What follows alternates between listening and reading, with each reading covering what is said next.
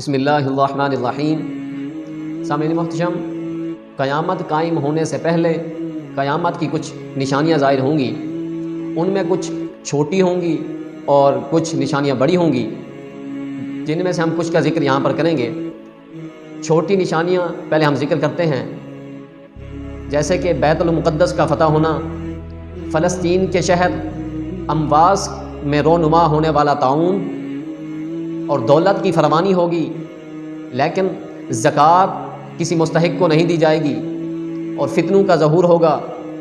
حجاز کے اندر ایک بہت بڑی آگ رونما ہوگی، اور یہ آگ 7ویں ہجری میں کے درمیان لگی تھی، اور حکومت نااہل لوگوں کے سپرد کر دینا، علم کا قبض ہو جانا اور جہالت کا عام ہو جانا۔ اس کے علاوہ شراب نوشی، زناکاری، اس کے علاوہ سودی کاروبار، طرح طرح کی برائیاں عام ہو جائیں گی۔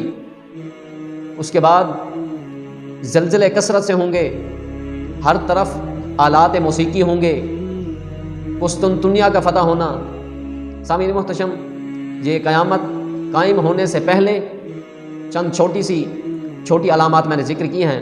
اس کے علاوہ اب میں چند بڑی علامات، بڑی نشانیوں کا ذکر کرتا ہوں، جن میں دجال کا آنا، اس کے علاوہ امام مہدی علیہ السلام کا آنا، اور حضرت عیسیٰ علیہ السلام کا دوبارہ نازل ہونا، یاجوج ماجوج کا ظہور، اور 3 جگہوں پر زمین کا دھنس جانا، ایک مشرق میں، دوسرا مغرب میں، اور تیسرا جزیرہ عرب میں۔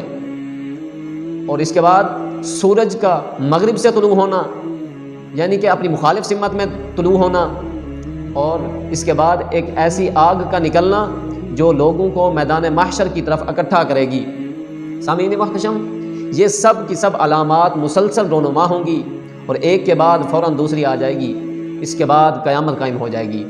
اللہ تعالی ہمیں قیامت کی، آخرت کی تیاری کرنے کی توفیق عطا فرمائے۔ وآخر دعوانا ان الحمد للہ رب العالمین۔